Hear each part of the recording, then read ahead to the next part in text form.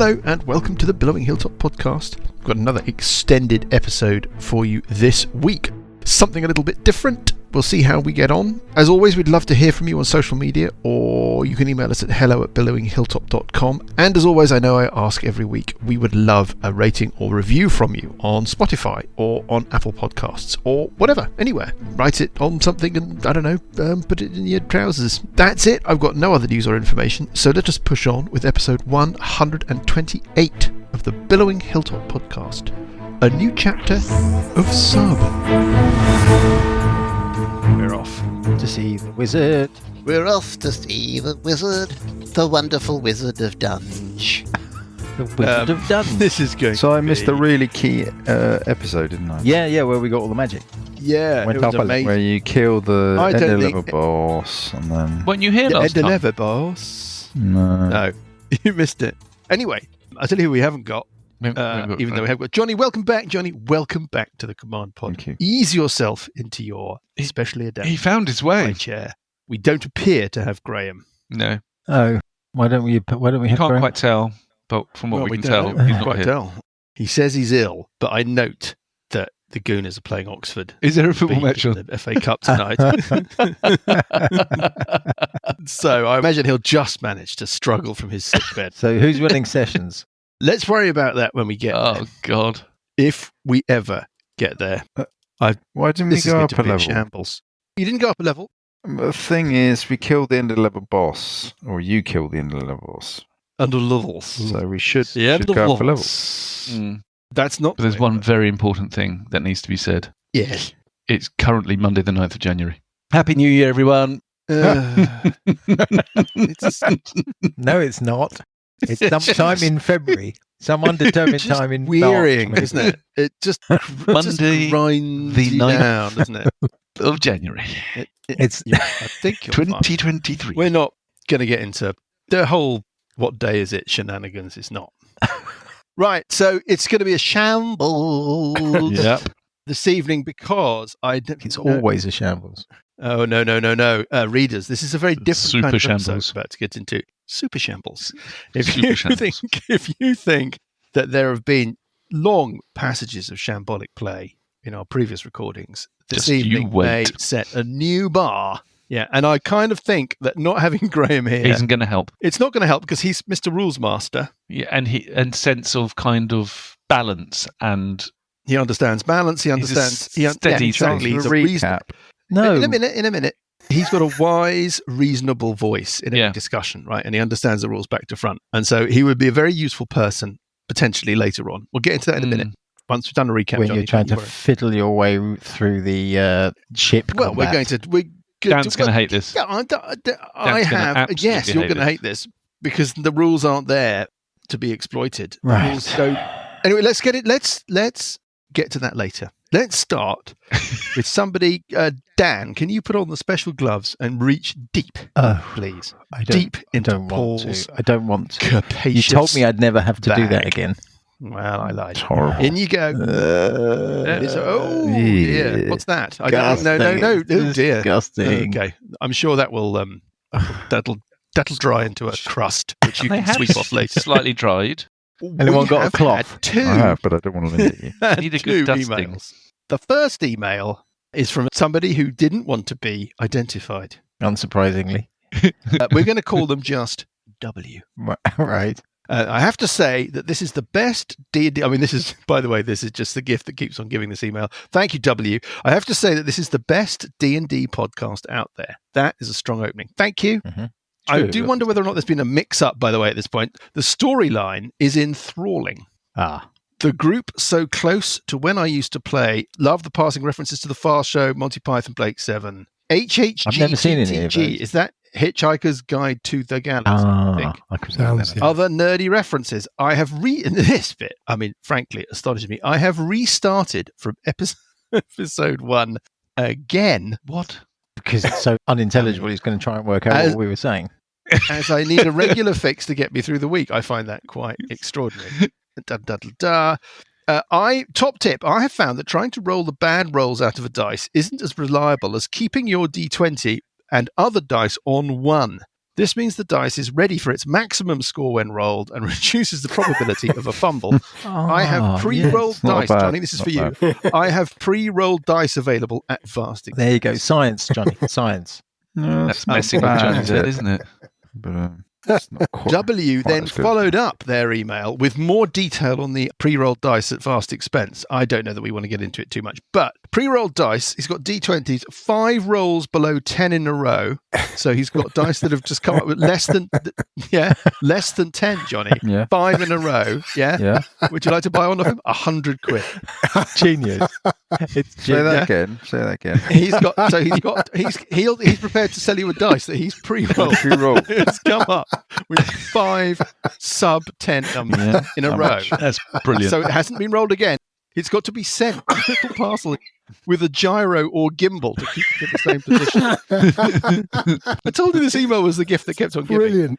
How much? 100 quid. 100 quid. 100 no, quid. That's too much. 300 quid buys you one that's done 10 rolls below 10 in a row. It's too much. Okay. It's not going to have a market with that sort of thing. Okay, well, you won't want the other one either then. Not at Do you that think price. not? Anyway, that's it. Do you think there isn't a market for that sort of thing? It needs to be cheaper. Sorry. I know the market. Our bespoke rolling service is available on request. Please contact us for further details. And he's also sent in some testimonials. I mean, come on. My whole gaming experience is so much more fulfilling, knowing I have cashed in on my luck. First roll was a save, followed by 5 more saves in a row. What are the odds of that? I followed the boost your luck bonus idea by resting dice. After resting it on 1, I got a 19. Early days yet, but I'm amazed. It's like I mean, there are. it's like you give it time There to are- recharge. Love it. What a waste of money, I thought, until I started exploring resting and pre-rolling probabilities. I am amazed. As a statistician, I conducted various tests, including analysis of variance. The results were conclusive. And so forth. Marvelous. I went for the top of the top, pre-rolled 50 under 10. My custom-requested dice was delivered in a gyroscopic gimbal. I used it for the first time for a critical high DC saving throw. It worked! I saved. I have returned it lovingly to its gimbal, rested on 1, awaiting my next success. And there you go. W, by the way. Literally, this is half a show, W. Thank you. W sent in their highlights so far. Right. They like the flaming sword of potato baking, Mm-hmm. Ort dice, Hesty Testapod Satsumas, Posh Lizard Men, Doppelganger Confusion, the Games and Hooves, Alessandra's Sneaky Scouting, and the Long Range Shot on the Beholder. That's you, Paul. Oh, Yeah. Big him up. Mm. God. Maybe Alessandra should have gone Gone the off- trickster gone rather off than the this email. assassin route, they say. Yeah, Yeah. I don't know about that. Yeah. Anyway, there we You're go. you're just trying to fill an episode where you don't actually have to do anything because you haven't prepared anything. No, it's a very well. No, it's just no, just like the calendar and the solar system and all that stuff. The submarine Fully combat realised. rules are ironclad, Dan. Golden. I Golden believe Dan. you. I believe you. You were referred to on social media this week, Dan, as a socialist Aslan, which I do like. By What who? does that mean? By me. We had another email from Pat. Hi, lads. Stumbled onto the podcast a few days ago and couldn't be happier. Really looking forward to binging through the next few months, or realistically, weeks. Super glad to see you're still recording. Thank you, Pat. Just wanted to ask you how you went about running Age of Worms through 5e. Has the conversion been done in advance, on the fly, or did you grab one of the online pseudo conversions that I've seen around? Yeah, it's written on a fly. Some of it is done on the fly. Some of it is done On the bee. sort of on the Other bits are on the spider. Sorry. yeah, I found a really useful resource on the web. Oh. The serious answer, Pat, is that there is a conversion by somebody called Brian Criswell. I will put the link to EN World where it is hosted in the show notes. Also, some of the stuff gets built, as it were, from scratch. And then I have to admit, a lot of it is just done as we go. Also, we've rather heavily tweaked the adventure as we've gone with our own elements. So, anyway, thank you, Pat. That's the answer to your question. Let's move on to the fact that we are starting Book 8 Book 8. of the Age of Worms. It is called The Prince of Red Hand, Uh-oh. and it is written by Richard Pett. And Richard Pett yes. wrote the Skinsaw Murders Mm. in Rise of the Rune Lords.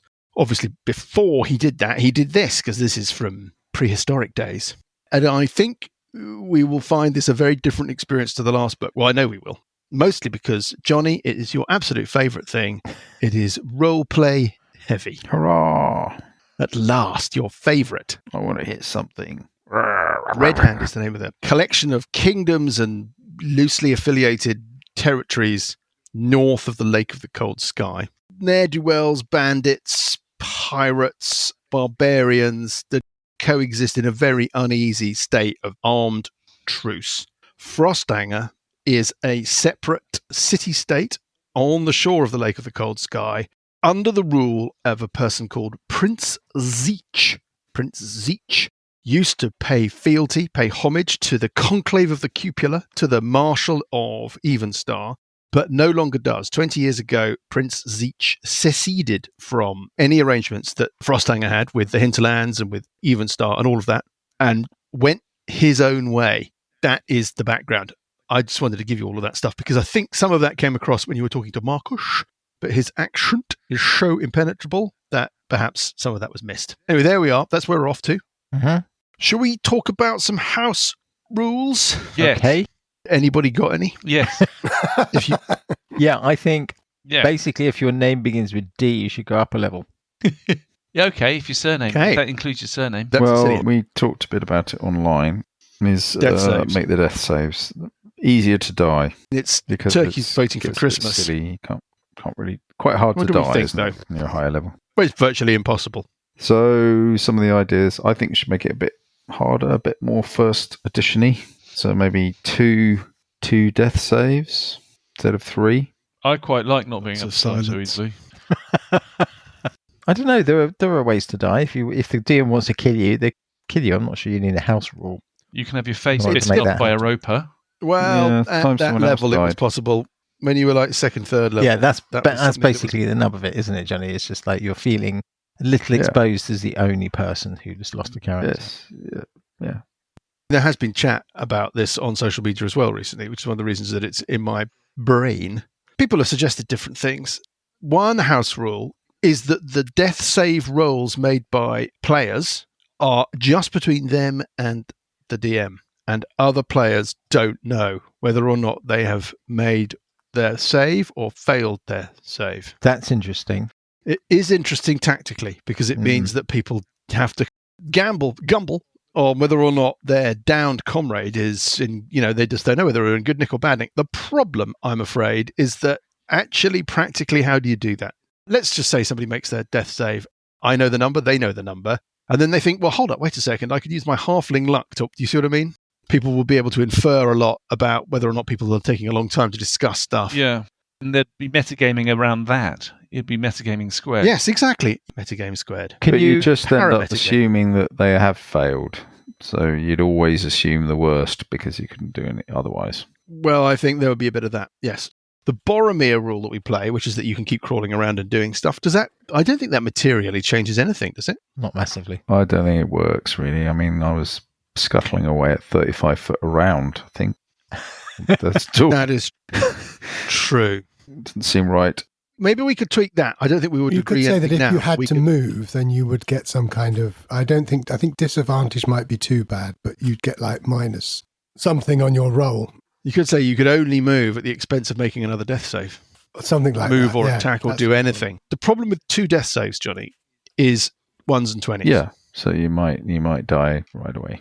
Yeah, you might die straight away, and anything that hit you would kill you straight away. It is not a third more lethal. It is significantly more lethal. No orc dies on death saves. Yeah, I don't know what to suggest. What it is relentless endurance plus the death save mechanic plus the periaptive wound closure plus death ward plus the fact that you need to take minus your total hit points in damage in order to actually peg it. I think I minus think your we also need Graham constitution for this score. discussion as well. Yeah, well, there we go. Yeah, that's probably true. Okay, well, we haven't really decided upon anything then. Maybe we should park this little discussion to next time. I got one because I've been listening to another well-known podcast playing Blades in the Dark, Glass Cannon. I love Blades in the Dark podcast they do. It's really, really funny. And there's this thing where you can do flashbacks. It's equivalent to a Johnny's, but I would never have done that. You spend a point or whatever at a cost. You get to go I would have done this instead, or I would have prepared this in advance. So it gives you the benefit of hindsight. And I think it could be quite fun. I think it could be fun in specific circumstances. I had a look at this, Paul. Yeah. I think in combat, I think it gets very complicated. The way that it's outlined in the material that I've read around the idea, it's a way of getting past that heist element where you have to go in and break into, I don't know, a bank or whatever, and you have to steal something. And everybody spends 2 hours planning what they're going to do. Nobody does anything. Then you start and everything falls apart and it's all been a bit of a waste of time. The flashback mechanic in Blades in the Dark, you just start your raid. You start your bank robbery. And the point where you encounter the unexpected, the code, for example, a key code that's got to be entered on a door that you hadn't anticipated, it's then that the character will burn X number of points. There is a resource management mini game in order to run a flashback. And then in the flashback, they explain that their flashback is them acquiring the codes by stealing them out of the pocket of somebody in a tavern the night before, for example. But then you have to play that out. And it has to go right or wrong. You jump to the sleight of hand roll where they are trying to steal the codes. And if they succeed, then they have the codes and they can get through the keypad and they can continue their heist. If they fail, then their flashback has not got them past that obstacle. Yeah, that's basically where the interesting. flashback mechanic works. Yeah. It aids a certain kind of play, but I don't think we should apply it to combat, for example. It kind of gets rid of that paralysis of planning that we are If guilty people of. think it's an idea that's worth exploring, then if we hit a passage of play where the challenges might reward that kind of mechanic, I'm prepared to try it out. In terms of the death Right. thing, I think negative your full hit points to be dead is just ridiculous. It does. I think it should be is a lot. negative your constitution. Anybody else got any thoughts on this? Because someone's going to have to do another 140 points on me just to kill me outright after they take me down to 0. It's just not going to happen. Yeah, but that large creature was doing that kind of damage. To be honest, though, Yeah, So just to might be add a honest- bit more fear into the game. I don't see why this requires a rule change. If you get zapped by a prismatic spray and your result takes you onto another plane, you'd have to have quite a benevolent DM to say you're going to have a way back. It depends on the game that you want to play entirely. There are times when, as a DM, you're running a combat, one of the characters goes down, and you decide that that monster is going to hit one of the standing characters instead of the one that's down. That often happens. And if you wanted to, you could play it that they go to kill you. That that's a these good guys, point. And I've always played intelligence as the key attribute of a monster. This came from I think it was a 2E book that basically said intelligence is the key attribute. If you've got a super intelligent monster, they can almost predict what the characters are going to do ahead of them doing it. So you can have them, if you fire a prismatic spray, you can have some kind of defense already in place on the monster because they're so intelligent, so super intelligent. I mean, I think the main thing would be about. I mean, if you can have some monsters which are just like if it's a zombie, it's going to eat you. It's there to eat you. It doesn't care whether you're moving. It just wants to eat you. I wonder how much of that is me being nice and how much of it is just the circumstances. And I can't unpick it in my mind where we've had down characters. I do tend to roll a dice for the way that monsters act so that it's not a question of me knowing everything about every character and what situation they're in and then exploiting that. I don't know, but you're right. I decide before you're right. I decide before I encounter the way the monsters will behave. If they're super intelligent, they behave like this. If they're zombies, they're going to eat whatever is in front of them. Yes, that's fair enough. Well, maybe we can have... Following on from what Dan said, in a sense, whether or not your characters survive a dungeon is also, in the end, it's also up to the DM. Yeah. If you decide you want to stack it against the characters, then the characters are going to die, whatever. I don't know, Lucas, because the issue there, of course, is that it's not sporting, right? I mean, yes, of course, I could do whatever I want, right? Well, I would witness the upcoming, exciting submarine combat rules. But to be fair, Mark, but so what I'm if saying you hit somebody with a plane change spell and you roll randomly, the chances are he would have ended up on the astral plane or the ethereal plane. I don't think you do roll randomly under the spell description. And there was a story reason for it. I know exactly. There's a story reason for him to end up where he did. I understand that. I don't know that the buggy plane change is a particularly good example of what we're talking about. I think Hingehead, we've had a couple of instances. It's difficult to get... dice are the problem, right? The problem here is Ort dice, Yes. but I can't remove them because I like them. But Ort dice are the issue. It's a very finely balanced system, albeit a much more merciful system. Adding in the Ort dice has made it just too forgiving by one little bonus dice roll. What tends to happen is if D&D is really dangerous, it slows play down because players become more cautious. Yeah. And so at the moment we pile around everywhere and just sort of get through stuff, albeit much slower than everyone else seems to get through stuff. But there's not that sort of pause. We're zooming along. We're zooming along. I think we are. We've released 120. I think this is episode 128 or something like that. And we're hitting book 8. We might finish this under 200. Oh God knows what we're going to do after that. Probably nothing. But we're not doing that badly, you know. 3 years. It took the Glass Cannon how many episodes, Paul, to do Giant Slayer? 350 odd. It took them about 5 years. Yeah, it's not going to take us 5 years. I think there does have to be risk. That's part of the If there's game. no peril, precisely. Yeah. I think what we're talking about here is peril. Yeah. It doesn't seem to me, on balance, though I am loath to tinker with this stuff, that there is sufficient peril in this game to make the combats exciting, because they feel sometimes a little bit of a procession in that nobody's really particularly in any danger unless something awful and magical comes along. Yeah, at high levels. What's actually going to happen, of course, is that the nasty stuff is getting progressively nastier. That is my deliberate policy. Yeah. Right. Shall we have, for the benefit of Johnny, a recap? Yes, please. Go on then. We went back, we killed the thing, we came back. The tentacle we got in a submarine. Yeah. The armed thing. I thought you ran away from the tentacle. We didn't kill the tentacle thing. You bailed after a bit of kind of jousting with this thing. You bailed. Why? You went back to... Why didn't we kill it? We decided it wasn't worth killing it because we didn't need to. We thought we'd got what we came for.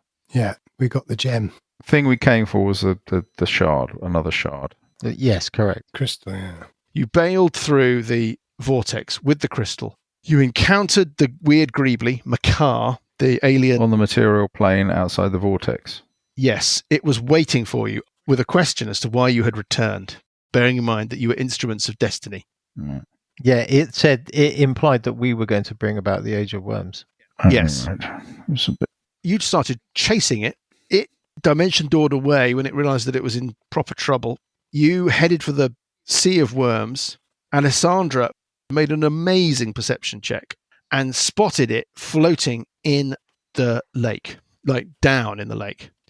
Broke the crystal. The horrible Greebly was basically dissolved in the lake. You saw a vision of all of this prophecy stuff that you found so bemusing, Johnny. We can have a prophecy chat, but we're not going to do it now because we should play some D&D. And you were told which ones had come true and which ones had not. And the ones that had not come true yet was something about a tripartite spirit and something about a hero of dread gifting a city to the dead. You teleported back out to Markush. His view is that you should go to Frosthanger and follow up on the clues in the little scrap of paper left by Rabadabadas. Of the Rubber. The same. Do you know it? No. No. And Markush put his submersible at your disposal. You've boarded the Crimson Spockhocter. You've been assigned each a station on this thing. That is a sort of control point. Buggy is manning the Orb of Sight. Burple is manning the Orb of Deception. Sandy is at the helm. Parker is manning the armaments station. Bondi is sitting in the captain's chair. We'll worry about Bondi in a bit. And Sessions is stoking the Hearth Spirit, which is the kind of source, soul, and energy core of this entire device. Right. I have massively got the speed of this thing wrong, by the way. They've been talking about it taking 24 hours. I can't see how it could possibly take 24 hours. I think we just handwave all of that. And you've been travelling for, I think, a couple of hours before Uncle Buggy spots 3 traces, unknown traces, out there in the depths, heading towards you rapidly, and that is where we left things. Let's move to a different map. Oh, hex. Question. Has anybody read the rules of sub-combat as provided by What, the ones that I sent you? Yeah. Literally just now. Skimmed over. What we're going to do is we're just going to wing it. We're going to give this a go. As we've already discussed, this game is super non-lethal, right? So nothing awful's going to happen. All you're doing is lulling us into a sort of sense of security. No. This is all very well worked out, I'm sure. Readers, we are going to basically play out a combat in the Lake of the Cold Sky, in the cold depths, between the Crimson Spockhocter and these 3 traces, and we don't have a combat system, readers. What we have got is we've got the Starfinder combat system. I thought, this is going to be easy. I'll just take the Starfinder combat system, and just change it. I literally did a find and replace on Starship with sub. Right. And I thought, that's half the work done. I thought to myself, Yes. not half the work done. It's a total nightmare. They have facing, quadrants, shield strengths, glitching. I mean, it's just extremely complicated. So what I did was I got rid of all of that. And what I'm left with is a pitiful rump of rules that we can use. Kind of okay. I think that we're going to be absolutely fine. The most complicated thing is timesing things by 1.5. What's timesing things by 1.5? When you make saving throws or checks. So engineering check, DC 15 plus 1.5 times the subs tier. Oh, well, if I've left that in, we'll get rid of that. We're not going to. We're going to work out what the saving throws and all of those checks and stuff are as to what seems logical at the time. You follow? Okay, yeah. We're going to talk about some general principles. First of all, when we look at skill checks, we are going to make full use of the principle in 5e that you can effectively narrate a reason why a different attribute is associated with the skill check. So, for example, one might say that if you were making a check to use the helm to maneuver this submarine, that one would be using dexterity as your core attribute. But I am perfectly happy to accept intelligence, for example, as a core attribute. Less happy to accept constitution. Does that make sense? Is that the first thing? Mm-hmm. Next principle is that in Starfinder Starship combat, there are basically, when you break it all down and strip out all the complicated stuff that I have done, 3 phases. There's an engineering phase, there's a piloting phase, and there is a gunnery phase. We are going to follow that rule. So what we're going to do is we're going to say that at the beginning of a round, people who are stokers, that is sessions, unfortunately, this is a problem, get to act. And they get to make a couple of choices about what they want to do. Happy? Mm-hmm. Then we go through the pilot phase where the people who are on the helms of craft or creatures, if there's a creature out there as opposed to another submersible, then that creature just makes an initiative check. You then run in order. The person who rolls highest moves last. Yeah. And then we have an equivalent of what they would call the gunnery phase, where everybody then makes their attack rolls. Like a simultaneous thing. Everybody does all of that. You work out the accounting from that damage, and then you flip round and you do another engineering phase. Is everybody happy about that bit? Yeah. Then we've got a set of stations that people can man. We've got the orb of sight, we've got the orb of deception, we've got the armament station, we've got the stoker, the person that looks after the hearth spirit in the furnace in the center of the sub, and we have the helms person. And then we've got kind of a role for a captain. Well, we've got Bondi in the captain's chair. I'm not sure that we should confuse things with the captain. Bondi's an NPC. I've never liked the way that the captains work in Starfinder ship combat, so I just think we kind of ignore it. I agree. Right, good. This is getting easier and easier by the moment. The sub-combat is played out on a grid of hexes. What we've got on our map, dear readers, is a hex grid showing the Lake of the Cold Sky, the cold depths of the lake, and we've got our sub, and we've got 3 traces, which represent the traces that Buggy can see on the orb of sight. So when a crew of a sub has hostile intentions towards another vessel, they go to their battle stations, they activate their sub's orb of sight. It's obvious to other subs in the vicinity. Likewise, creatures will show up on the orb of sight. So you don't know that these signals that you're seeing on your orb of sight are other submersibles or creatures. Could be anything. But what you do know is that they're significant. They're not just fish, right? I mean, they're big things heading towards you. That's what I think we can agree.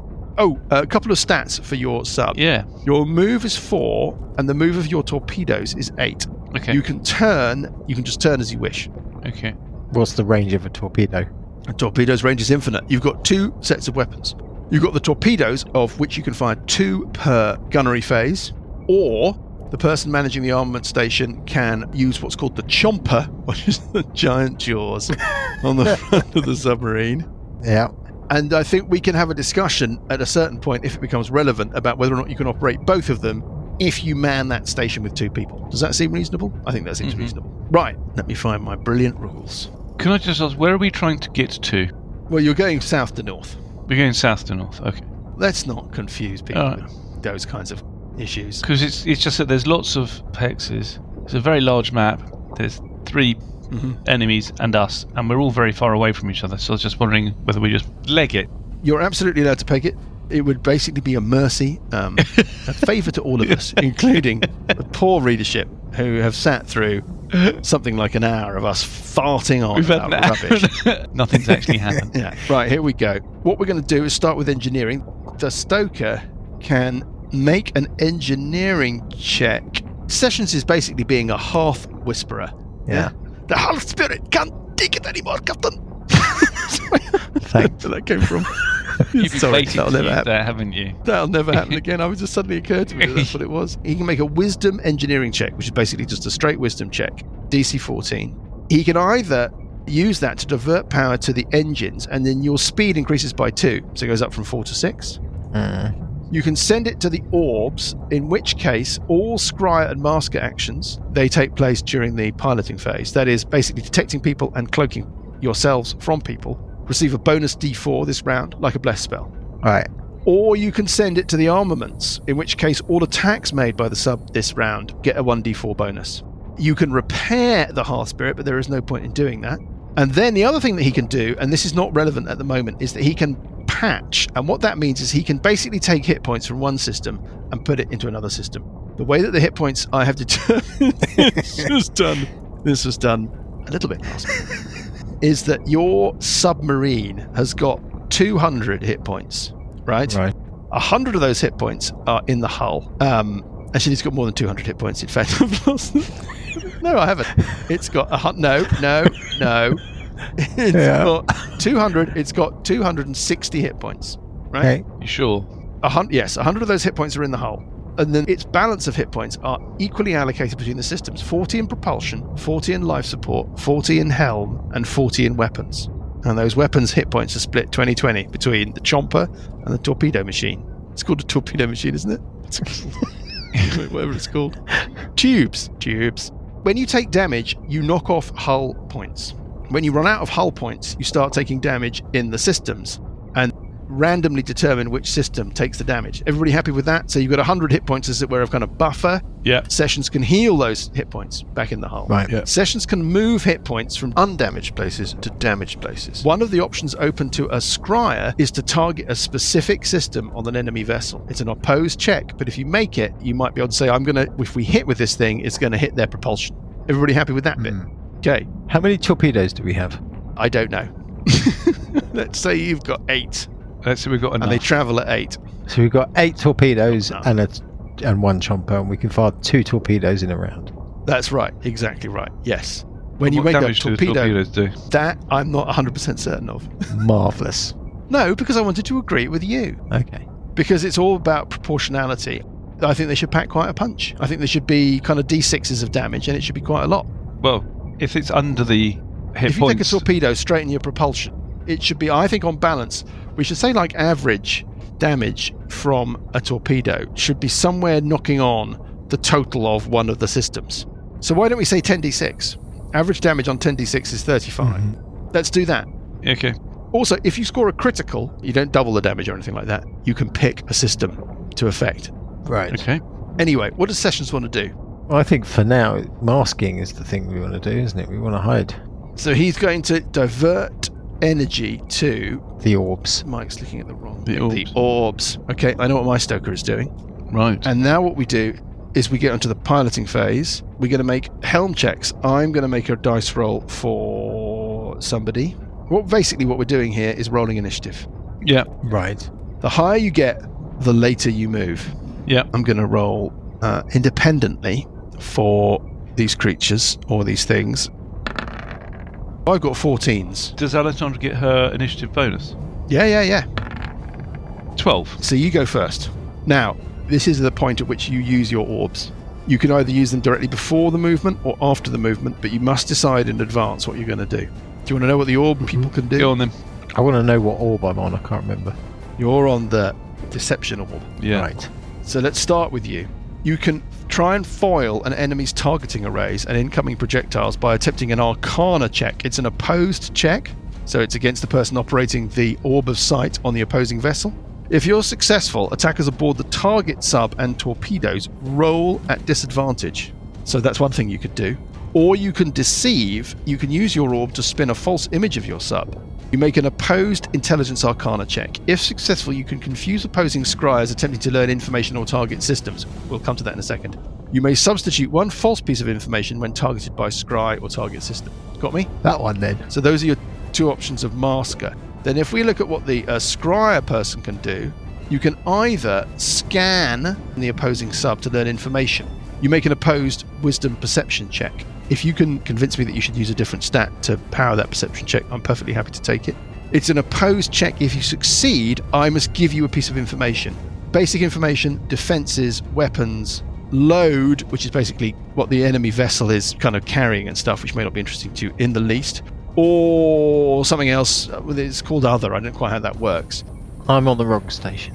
I'm on the wrong station. Do you want to switch stations? Yes. Well, obviously, Sandra should be on the scrying one. Well, I've got +7 perception. I got +2. +10. This is all moving at kind of submarine combat speed. You're more than welcome to switch stations. We're not going to worry about what are you on, Paul? Currently, I'm at the helm. What skills can you either go orbs and then the piloting, or you go piloting and then the orbs. Yeah, I think we do orbs first. I would say do scrying to find out what we're up against. Okay, the other things that you can do as the scryer is you can use Eldritch Accuracy. You can boost one of your sub's attacks this round by making an opposed wisdom perception check. If you're successful, the selected attack is at advantage. Who's got Or the you can highest target a specific system on an enemy sub. You must attempt a wisdom perception check. It's an opposed check. If you succeed, you choose one system: helm, propulsion, life support, or weapons. And the next attack made by your sub that hits the enemy ship scores a hit on the chosen system. Graham's got +5 wisdom. Those are your orb actions. For the moment, I don't think we need to get into piloting actions. You're basically driving the thing around. Yeah. Piloting Whoever is doesn't sitting in seem the to chair. require you have a helming check. What ability do you use for your helming check, Mike? I think that's I'm dexterity. prepared to accept either dexterity or intelligence. intelligence? Oh dear. I Intelligence. don't think oh, yeah. anybody's. Yeah. I think it's partially a physical activity, a bit of deftness at the controls. I mean, Alessandra is famously very deft with a knob in her hand. It's to do with application of intelligence to make the right maneuvers and to kind of see how things. Right? I think So, it's Paul, not what's necessarily your a fully physical dexterity thing. bonus? +3, but I'm just checking something, which is class features. Whenever you make an ability check that lets you add your proficiency bonus, yeah, so I will always get on dexterity, I'll always be getting a 13 or higher. Always. Because I can't roll below a 10. The DC of a helming check is 15 plus. Mike said I guess that's we wouldn't. 1.5. So if you've got the best perception, you should probably be on scrying. Well, again, my perception is going to be 10. +10. But I'm going to hit a minimum of 20 every single roll on perception. So you should be on scrying. Yes. It's my absolutely, apart from stealth, it's my number one. Yeah. Dexterity, I'm +2. What are you, Johnny? +2. So you should go on the helm. Okay. And then we've got masking, which is effectively an arcana check. Yeah. Which I'm shit at. Graham has +0, so he's shit at it. What's your Arcana. arcana? Yeah, -1. -1. So I should probably do that one then. I should do masking. I'm still shit at it, but it's better than everybody else. What was stoking? Is that Graham's on that, is he? Graham's on that. He's got +5 wisdom. Yeah. This is going to be fine. Right, so All right. orb phase. Do you want to use your orbs? I want to know about your pair of orbs, Dan. You want to? Well, I'm going to enlarge my orbs. Okay, fine. I want to swell my orbs. Okay. You're gonna No, I'm swirling gonna orbs? dangle. You're gonna. I'm going to dangle my orbs. If I'm on masking, I'm going to try and deceive the enemy. Okay, fine. Haven't we kind of got lost a bit? We were at the Yes. helm / scrying stage. Yes, Yeah, which but we is have- which but we is the haven't- helm phase. But we haven't got lost. Masking is also in that phase. Yes, during the helm phase, you make a piloting check, Mm-hmm. Yeah. and the two crew members managing the orb of sight and Yeah. orb of deception get to act. They either Yeah. both get to act before the piloting check or after the piloting check. check. You must decide now. Yeah, we'll do it before. Okay, And so Alessandra's not at the helm. She's on the scrying. right. Buggy's What does she want to do? Buggy's on the helm, right? Yeah. Buggy's on the helm. Which orb first? Well, I'm going to fondle my orb first. Your left orb or your right orb? Well, it doesn't I matter. always find one is heavier than the other. Yeah, thing. yeah, it's slightly bigger. I'm going to use my orb to make a masking check, which is kind of irrelevant, but I'm going to do it anyway. Right, and it's opposed. Should I roll in secret? Is that more fun? It's up to you. I got a 13. I have to roll in secret, don't I? Okay, and I'm adding a number to my Arcana check. Yeah, If I was to use my orb of sight to try and learn something about you, you could basically lie. yeah. Does that make sense? Okay, next, what do you want to do with Orb your of scrying. orb of sight? It's called, not orb of sight. Read the rules, Paul. Yeah. Sight. Fondle your orb. I would, Paul. what information can I find out about... Not So we've got the systems information, then what else? You've got basic information. Yeah. How many crew, what kind of ship Yeah. it is, what kind of vessel it is. You've Yeah. got what its defences are, armour class, and then on this rules you've got something called a TL. That's effectively its armour class for tracking weapons. How difficult is it to pick up its signal when you're firing a torpedo at it? Mm-hmm. And you could see how many hit points it's got in its hull, but not hit points in other systems. You could learn information about one weapon. What shall I look at? Do we know that all three of them are ships? We don't know anything about them at all. Should I just get basic information first? Just go for basic information. So, Which of the traces are you picking on your orb of sight? I'd go for the single one. middle one? Go for the single one, Go for far the left. single one. Yeah. Alright, I'll go far left. So I'm just going to Okay, roll you're it. going to make an opposed Okay. check. And Have I got that that is... right? Oh, God, well, that's going to be a 30. I'm going to roll a hidden roll for my whatever that is. Okay. I think in that instance I'm going to give you 2 pieces of information based upon my roll And I got a critical. and your roll. Yeah. I think that's fine.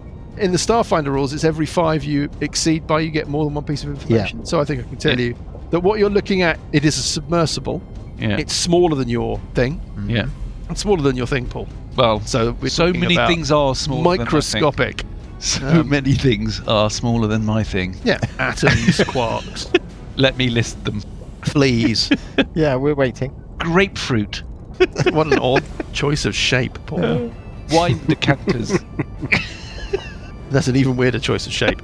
So you can have 1 piece of basic information. Yeah. You think it's faster than your ship. Yeah. Then you can learn either something about its defences, something about its weapons, or you can name another thing and at discretion I will Weapons, tell you I what it is. It is also armed with torpedoes. I thank you.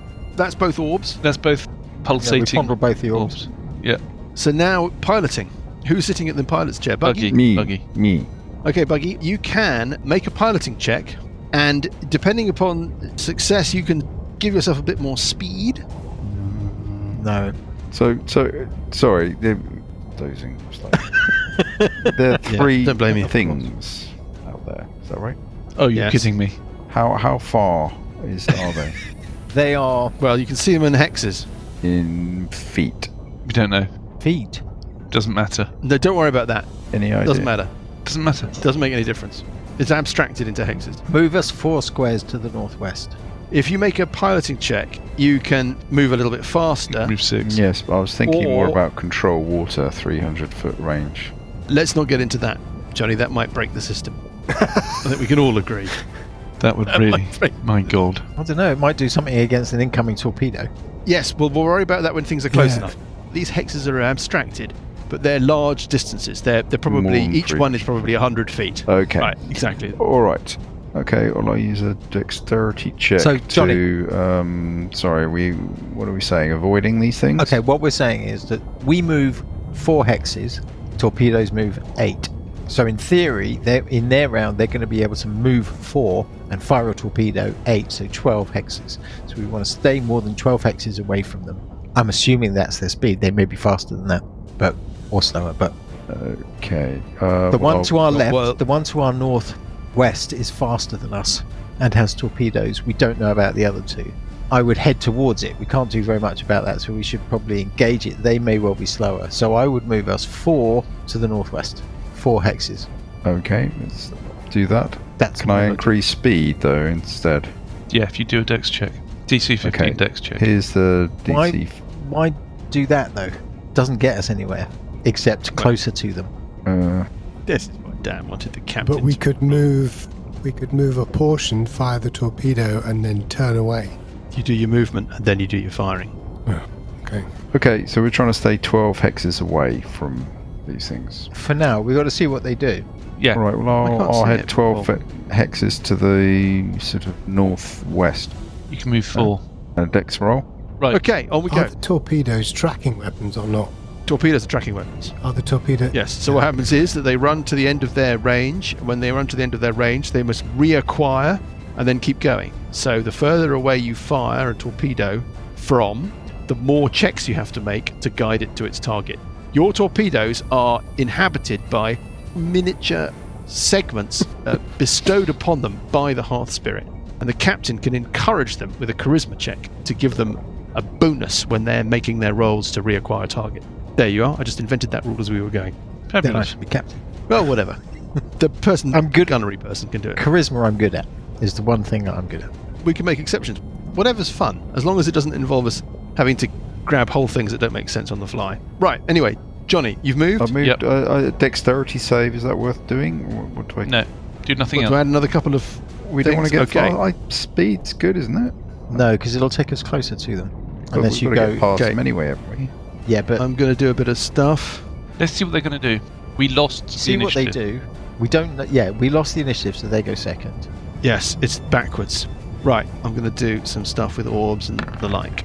Can whoever is running your orb of deception give me an arcana check? Nice. Okay, you failed the opposed check. Failed the opposed check, doesn't make any difference. Right, on we go. Also, my orb of masking is going to do something. If I have one. Okay. Can the person managing your orb of sight make a perception check? Okay. Ooh, hello. 20. Okay, you don't know what happened there, but something. Then we go into movement for these things. Let's start with this one. Whoa. The two that are to your north Yeah. I'm East. east They're moving very move fast. very quickly. 8 hexes each. Rather than heading straight towards you, they've headed sort of south and further east, so that they're skirting you directly to your east. The Yeah. other trace, the one that's by itself, I'll make a roll. This doesn't need to be a secret roll. Moves really pretty quickly No. and is going to close in on you from the northwest. And now we go to the gunnery phase. Yeah. Who's managing your armaments? I am. You've got two options. You can either use the chomper. I can't see you using the chomper. Or you can fire up to 2 torpedoes. Yeah. They've got a movement of 8. But we haven't seen any signs of them firing All the torpedoes gunnery yet, is done at the that same right? time, Lucas. So my question just to everybody is, You have to declare your gunnery actions first. are we going to assume that they are going to attack us? We're going to have to assume that they're going to attack us, Luke. Or Yeah? they could just be coming in to escort us in to Frosthanger. I mean, this is Marcus Doombringer's ship. Yeah, it's sort of like... I would put money on the fact that they're coming to attack us. The northwestern trace, the trace that was moving more slowly and moving towards you, we're going to call red. And then the 2 traces that are off now almost directly to your east, moving much faster, we're going to call pink and orange. How else do you damage the other ships if you've only got 8 torpedoes? Well, you could close to close range and use the chomper. Oh, I see. Let's not prejudge the Except scenario. they're faster than us. Let's just see what happens. Right, I wouldn't fire yet. It's your call, Essentially, Lucas. if we've got to get to the top of the map, we aren't going to sink these ships with the 8 torpedoes that we have. So we could potentially use the torpedoes to keep them away from us, to fend one side off. Makes sense to want to avoid the double ships. Do we think that we can hit torpedoes with torpedoes? Like, I've really worked out that rule, Lucas. Because that would be the case for waiting another round, because even if they fire torpedoes this round, I don't think we're talking about they're Patreon. going to move 8. No is the answer. Okay.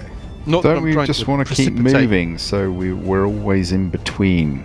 We want them flanking so they're not going to keep firing torpedoes at each other because they might hit their own thing. So we just want to keep moving so we're always in between them. I don't know about that. Torpedoes They're don't guided. just go in a straight line. Yeah, they're guided. They're guided. Yeah. They're either Make a locked or roll they're not. using either your intelligence They or your don't go in a charisma straight or your line. dexterity when you deploy the torpedoes. You're trying to hit a number. If you hit the number, they start heading Okay. towards the target. If they don't make it to the target in 1 turn's worth of movement, You have to roll again for the next round. Yeah. yes. Right. And My currently- thinking in a is, straight Okay, line. so Dan's for no. if John we've is only for got no. 8 torpedoes, we want to And- close to within 8 before we fire them, ideally. So we don't have to make 2 rolls or more, potentially more. The faster ships might be lighter and smaller and easy to be chomped. This is true. So you But could harder go to straight ping. at them. Yeah, If you can catch them, if you can catch them. they move 8, we move 4. I would save the torpedoes. We've only got 8 of them. Is that it for your gunnery phase? Is there anything else I can do on my station? No, that's it. Right. Sorry. Okay. Well, Yeah. they are going to deploy some torpedoes. Your orb of sight picks up 2 traces. Let me put 2 torpedoes on the board. I need a torpedo figure. How difficult can that be? What is... Okay, this comes up as torpedo when I search. There we go. Okay, well that's going to be a torpedo.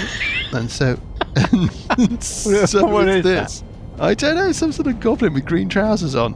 I'm going to make a roll for the first one. Ooh. Your armor class is 14 and your target thingy is 14, right? But their scrying number was not good enough. Okay, so the first one, it looks like it's not acquired you. It's just wandering off. It's just going to randomly kind of just head off. Next one, oh, that's enough. It's heading straight for you. Go to the top of a new round. Engineering phase, stoker phase. Does Sessions want to use his engineering action, his stoking Yes. action? It wants to boost the speed. So divert. Wants to divert power to add 2 to our speed. Okay, so it's a DC 14 wisdom check. Okay. Shall I roll? Yeah, go for it. Yeah. Oops. Uh-oh. Okay, that's the engineering phase. My engineering phase, I'm going to do something. There's no reason for me to roll behind the screen. Was. And we move on to initiative. I'm making a roll for red. Gets... I'll roll. That's better. 24. Pink and orange get...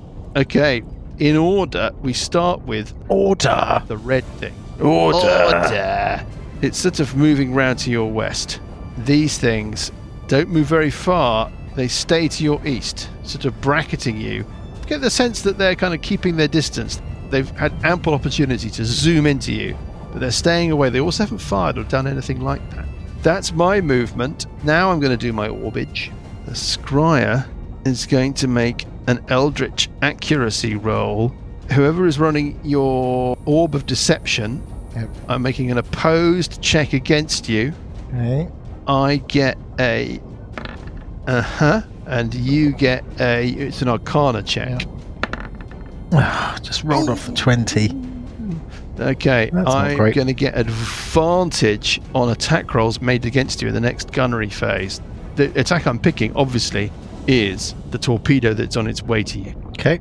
And then my orb of deception, I'm going to make a roll. Somebody give me an arcana check. The orb of sight. Who's Alessandra? Alessandra, give me an arcana check. Does it have to be Arcana? Can it be something else? It has to be arcana, but you don't have to use your intelligence to drive it if you can give me a reason why it shouldn't be.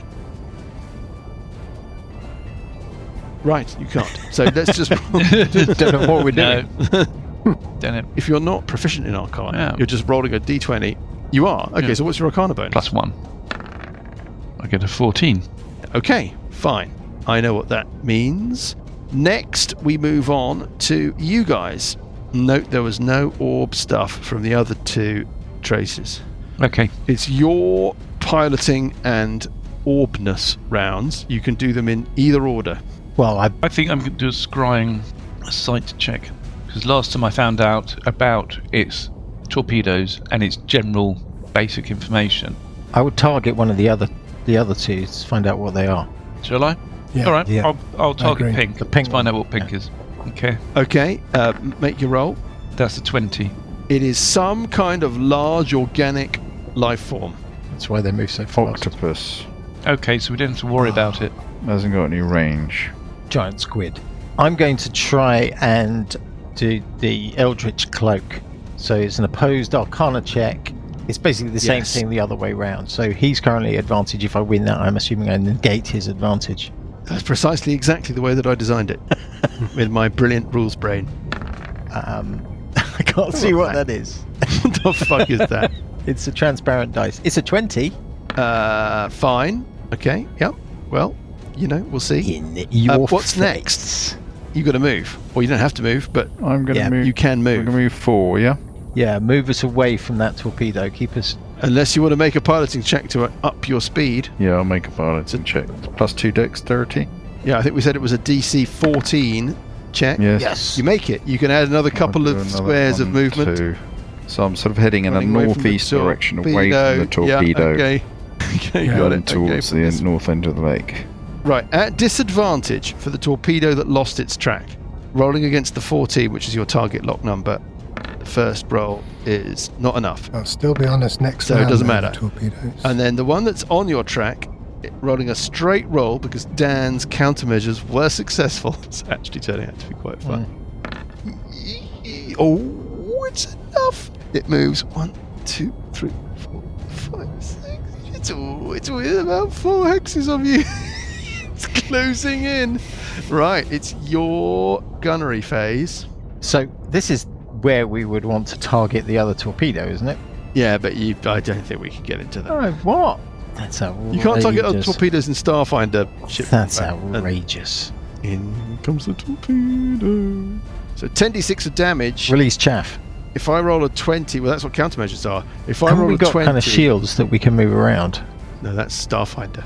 Right, so it doesn't happen. Here you've got hull points, which are just ablative Right. structural thumpiness. Okay. What do you want to do? Well, now we know the other two are marine creatures. Might be worth firing a couple of torpedoes. Yeah, although your previous argument was we needed to be within it. I mean, that's going to be at least, if that thing moves, Yeah, but- it's going to be at least Squabbling 1, 2, breaks out on the No, bridge. it's a 2 discussion. skill. Like the No, I'm previous just- discussion was because discussing we didn't know that the other two weren't also ships. Yeah. Now we know that they're not also ships. We really only have one target potentially to worry about. It's still Zachary Quinto against Chris Pine, though. I'm on the gunnery, so yeah, I think I'll zip off 2 The Lou. torpedoes in direction of red. Go for it. I know the number you're trying to hit. It's an attack roll, but you can substitute your intelligence No, I'm going to use my for your... dexterity. Okay, off you go. Can I No, you can't. No, you only can't. add my... Is it No. only my proficiency? It says here the base attack bonus, but that obviously that's... No, don't worry about from that. You're those reading rules. something from another thingy. Just And don't break that magic, Lucas. You're making an attack roll, which is that would be a... 15. Okay, you can move your first torpedo as you wish in the direction of the red trace. It has locked on. Well, plonk it there on a line between us and it. You can have green torpedoes. That's a good idea. Yeah. Like that? It's close enough. Yeah. Right? And the second one, Okay, make a roll. 2, yeah? Off so that's the a one, 14. onto the 14. Also good enough. Just put it... Like that. Okay, That's yeah. fine, Enemy I'll do. approaching. 6 microns. There you go. And we move on to the engineering phase. My engineer is going to try and increase movement. Okay, what are you going to do with your engineering phase? Same. Move faster. What's the target's a 14, isn't it? That we want. Yeah, Come 14. on. Oh, it's enough! It's enough. It's enough. You can move 6. Where are you going? Thank God for that. Away. Directly the torpedo as it comes in. Brilliantly. But you can't move... If you move 6 straight up, Well, let's then the make torpedo our will still be initiative. able to hit Let's make our initiative rolls. Red is Torpedo can get to 16. Okay, well, I'll keep moving in a northeasterly. Orange and pink. Oh. 14. So We get 10. you go first. 6. Yeah. You can add to it, can't you? Yeah, I'll Oh yeah. Johnny can also make a roll. add 2 to this. Yeah. 16 It's enough. 8 movement. to there. Okay. So still heading in a northeasterly line. Yeah. Away from the torpedoes. I forgot to fire more I torpedoes. know you did. Damn it. There could be some more of these submarines if we detected. Might be more than the 3 things out here. Well, there's a sort of passive arrangement with the orb of sight. If anything was to come in with its orbs activated, you would immediately Know see about it. Right. Who knows what's out there? For my action, my tickling of the orb, You're orbing. my orbing, gentle Yeah. stroking, I'm going to do Eldritch Accuracy, opposed Okay. perception check. Make your roll. I'm making my roll behind the screen. I've got a number. I get a 20, Okay. You've succeeded. so that's advantage on the next. Roll to target. Yeah. You pick a weapon. Which one? Can I pick? North or south torpedo? North. I'll do the north. Okay. Anybody on the orb of deception want to do Yes, anything? I'm going to try a masking check. An Eldritch Cloak. 17. Making a roll. Okay, so I'm at disadvantage, is that correct? If you want to target me, yeah. The next slowest are these creatures. They start tracking you, following up. Yeah, They- you get a general idea. Whereas this It thing might not be as Worried neutral about- as we thought. is worried about your torpedoes. It's going to go 1, 2, and then it's going to make a piloting roll. Hitting. Oh, bollocks! Whee! Natural one. And then Orbness, it's going to make a deception roll to try and... We'll do this out in the open. Oh dear, that's not that high. It's an opposed check. You make your perception check with your orb of sight. Oh, 20. Okay, it failed to mask itself. And then my orb of sight is going to make a roll to try and gain... try and negate our... Yeah, Advantage. exactly. Oh, damn it! Oh, is it me that Okay, makes it? I've got a number that you're trying to hit. Oh, yeah. you bastard. Okay, so now we go into the gunnery phase, starting with you. Your green torpedoes, you've got to make 2 checks. I think you're making them at advantage. I advantage. One of failed them's- to negate your advantage. One's at One of them's at advantage. advantage, No- the northern yeah. one. The DC is 14. Oh, dear. Advantage. Oh, shit. Roll low, roll low. Oh, damn it. 19. Okay, so the first one zooms in, and then the southern torpedo, just a straight roll. Yeah. 14, which worked last time. Damn it, closing in, that's not good.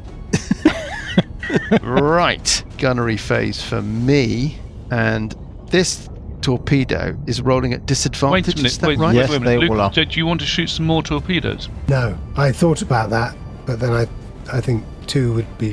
Why? Why I wait? think we should save the rest. It's taking out the guns, mate, isn't it? Well, These other two two, points. these where other it two is, again, organic the other 2 organisms are tracking us. Dear readers, They are Yeah. tracking us, but they're The not doing anything. This thing has the Crimson capability. Doesn't mean they're not now in the going- northern section of our map, fleeing We've only north. got 8. We've only got 8. 2 torpedoes right Yeah, out on the other they're side. not gonna have- chasing after this mystery. They've only got hit points. They Submersible. don't have And then there are a 2 hull. They enemy don't have. torpedoes in the water tracking after it. And One of the which other seems stuff. to have not acquired the target. The other one is still tracking on them. Because 2 Eastern torpedoes side. isn't There's that. no We've got these reason 2 why we mysterious can't shoot organic 2 more. traces. There's no reason to wait. These 2 torpedoes will not. There is reason won't to take wait it out. in that we only have 6 torpedoes Yeah, left. but all we're doing is giving it an opportunity to fire more torpedoes at it. It might give up and then we can carry on. Don't think it's Currently, going to the happen. 2 torpedoes it sent to us are not going to catch us at this rate unless we make some bad rolls. I'm kind of... There might be other Greeblies further north. Yeah, I'm kind of with Lucas. I I don't see think- the benefit. Okay. Unless All right, unless you're firing at the other 2. No, I think you take out this one. Well, we don't know whether this will take out this one. Okay. I'm pretty certain they won't, but okay. I think we can always fire more. I don't think we're in a case that we have to basically follow through with a Officer of massive the watch, attack. take your sidearm, put this man in the brig. What? Mike's gone a bit weird. Ignore him. Yeah, It happens from time to time. That's it, you're done. we're not Right, firing. okay. A disadvantage torpedo which lost the thing and failed to make its roll last time, we get rid of it. Right? If it fails on the second acquisition attempt, I think it's reasonable to say it fails. My other torpedo is running at disadvantage. against the Doesn't target it number of just 40. fail if it fails once? The rule I was applying was that if it was within a certain range, it gets to roll at disadvantage To to try and reacquire. reacquire with Okay. its little Hearth Spirit pilot. Fair enough. Yep. It's a bit of fun, and the same is true for you. This one has still acquired you. I know the number it is. It's DC 14. It makes that roll, but it's rolling at disadvantage. Come on. It's not enough. It fails to acquire you and starts wandering around. I'm going to roll a random direction on a D6, clockwise, starting with the hex immediately to the northeast. That's not good news for it. It starts heading off down towards the south. It just loses its little brain. It doesn't know what it's doing. Fair enough.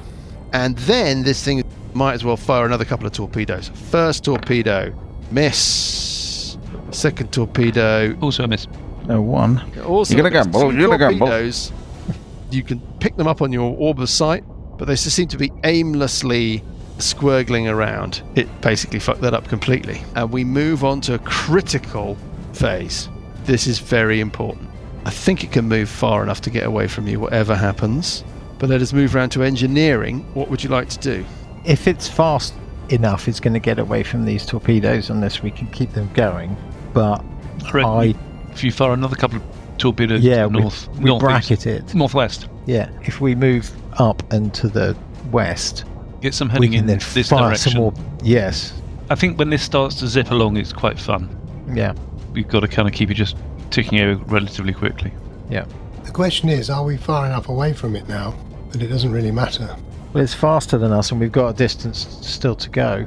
I just think if we fire torpedoes, we can keep it away from us. I think the organic creatures are for chomping armaments, close combat. I'm wondering whether we shouldn't fire a torpedo at each of the creatures. Then we can do another torpedo on the other ship once we've seen which direction it moved. Seeing as I've still got control of those two that I sent off, are they actually hostile to us? Well, they seem They to be could just be tracking us, but They're sea they monsters. could be a MacGuffin. Yeah, Well, they're not attacking us, no, though, they're are not yet. They could just be interested in us. they? Yeah, Yeah. that would negate the argument of I think firing torpedoes another at them. couple of torpedoes to try and keep the other ship away from us, and then we just peg it to the Okay. try and peg it up to the top of the board. Yeah, we want to move straight north. Engineering. To make a roll. Okay. I think that's enough. What would you like to do in yours? Boost speed or what? Yeah. 16. It's enough. So you can move 6 instead of 4. Yep. Let's roll initiative. Starting with my submersible. Getting a... Paul. 20. And then rolling for the organisms. Oh, 20. Starting with me, the submersible. It did get some more speed out. It's running from the torpedoes. It basically bugs out to the northeast. What about your movement? Johnny. 10. Not enough. So you've moved So 6. Sort Yep. of gone mostly north. Slightly north. Yeah, understood. The two organisms move to track you, but they don't get any closer. They seem to be very wary, keeping their distance from you. What's the deal here? Okay. You're just trying to get away from these things, right? Yeah. Yeah, I think we're Retreating. just You're trying heading- to Slightly offended get by off the board. bugging out. Ultimately, our mystery submersible is going to keep running from your torpedoes. It may be that your torpedoes catch up with it and destroy it, but by the time that they do so, you won't really know. Yep. Yeah. The two organisms don't close any further in, but if you start heading north and away from all of this little encounter, they just don't bother you again. And we don't see the other ship. The other ship, at the speed that it moves and your torpedoes move, it's going to be a while before they catch it up. I think it's going to be out of the range of your orb of sight before that particular situation is resolved, so we can leave that as a bit of a mystery. Okay. I quite enjoyed coming up with rules on the fly. That was alright. You head north That was fun. towards... Yeah, it was alright. Yeah. If we had to tweak that, maybe the movement isn't quite right. It's quite difficult to catch people. Maybe torpedoes should move faster. Bump them up to 12 or something Yeah. to make it a bit more fun. And Well, you should be we able could to. probably- You should be able to boost the speed of a torpedo instead there of you go. instead of your ship. Yeah. I'm not sure if we're ever going to revisit this set of circumstances, but if we do, we've got a basis of something. Okay, you head north. I think that you're in the environs of Froschtanger by the morning of the next day. It is Thump Day, the 11th of Fart. As you approach Froschtanger, you've kind of got a decision to make. Let us move you to a different map. Ta-da! Nice. It's Blimey. a great looking map. It is. Now, somebody give me an intelligence investigation check. 26. Nice. Burple, as you rifle through your mind the scant information you know about Froschtanger, also comparing it with what you're seeing as you're approaching through the orb of sight, you can see that there are two distinct sets of dockyards. One of them seems to be high status on the main central island, and your understanding is that those are the dockyards, the jetties and landing points and wharves that service this central island of Froschtanger, which bears Zeech's palace and all of that. Then you have a separate set of wharves and dockyards that serve a subsidiary island that look a little bit more, I think the word I would use would be relaxed, a bit more low status. Yeah. By the way, there is another dockyard that you pass as you work your way into the anchorage and the harbouring around Froschtanger That is one that sits south of a little island out by itself. That looks a bit weird. Something is going on there. Doesn't look like normal civilian traffic. The vessels there look armoured, and it looks like there's not normal civilian toing and froing around it. That's all I'm going to say. We'll attack that island. Yeah, so you just fire surface and then launch all your torpedoes at the island. Yeah. Okay, so the island is going to move first. Okay. Would you like to pick The relaxed docks or high it's about status, isn't Well, it? this is the point. When you were talking to Marcus, the reason that he suggested you took the Crimson Spockhocter was because status is everything in Frostdanger. So you're balancing really whether or not you want to make a song and dance of your arrival. Yes, but I think might be we like trying to sort of park your boat in Monaco. Yeah, that's what wherever we want it is. to do. Yeah. Okay, you just want to basically brazenly turn up. Do you know who I am? Okay. The water around the anchorages, you notice it has got a coating of ice. This far north, on this shore of the Lake of the Cold Sky, it is still winter. As you surface, you break through a thin layer of surface ice. Your little miniature conning tower pops above the surface. Your orb of sight gifts you a view of a bustling wharf. There are high-status vessels being laden and unladen. There seem to be customs officers and guards monitoring the dockside. On the surface, you can ghost your way in to one of the empty berths. We just surface right next to the empty berth. As you do so, on your character sheets, can you open up a new notes field or whatever? We're going to start tracking a new statistic for your characters called authority points. Each one of you, including Sessions, has just gained 2 authority points as you arrive in your high status, big noise, make a fuss vehicle. Yeah. But as you surface near that empty berth, 2 things happen. The first thing that happens is that swooping out of the sky comes a figure that looks like one of those awful twisted angels that bedeviled you during your exploration of the ziggurat. It cuts a quick, curving arc over the harbour, over the wharves, but it's clearly been triggered by your surfacing and your presence. The second thing is that striding out onto the edge of the jetty, looking extremely cross, is a large, fur-wreathed, armoured, hobgoblin guard. And it says, "What on earth do you think you're doing? With that here?" And we will find out what that means, what's going to happen with that guard, what life is like in Frostdanger when we pick things up next week. Nice. Could we also find a slightly different accent as well for that person? Well, I was trying to work on this. I noticed you started with a V. Yeah, I was trying to work out on this because I've got to come up with something for Hobgoblin, and I thought I would go with the wide mouth. Right? Approach.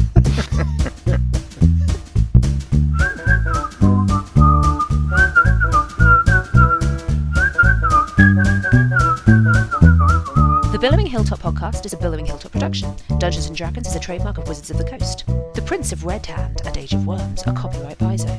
The Prince of Red Hand was written by Richard Pett. Music is from Kevin MacLeod at Incompetech.com and is used with thanks under the Creative Commons license. Additional music and sound effects come from the wonderful Sirenscape. All other original material is copyright Billowing Hilltop. Role-playing games are all about getting people together, and we use Roll20 as our tabletop, the perfect place to host your game, and Discord to host our chat. Thanks for listening. Thank you.